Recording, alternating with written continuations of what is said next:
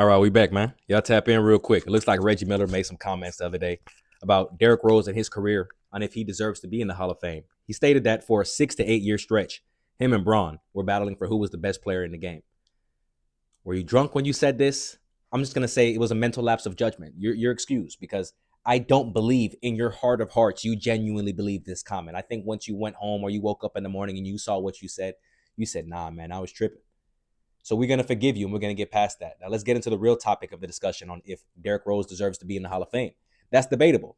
But when you look at the totality of his career and you look at the fact that he is or was the youngest MVP ever in NBA history and how no other MVP in NBA history did not make the Hall of Fame, you kind of feel entitled to have to throw him in there. But then I say to myself, playing devil's advocate, if you take that away and he doesn't have that MVP and you look at the totality of his career, he had really and truly 3 elite years. The rest of those years in his career were a little bit above average, but nothing to brag about to say this is a Hall of Fame resume. 1-time All NBA, 3-time All Star, Rookie of the Year.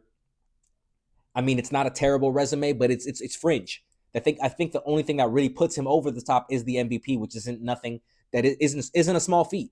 Only a select few of players in NBA history have won that award, which is why I kind of lean more towards the sides of feeling entitled to throw him in there.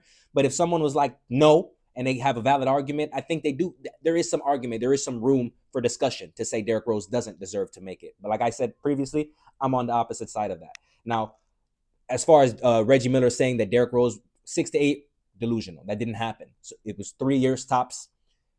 And a lot of people to this day argue if LeBron deserved that MVP over Derrick Rose, but woulda, coulda, shoulda. Bron didn't win it. Derrick Rose was able to win it. So that's a discussion for another day. But I'm curious to see what you guys think. Does Derrick Rose have a legitimate argument to make it?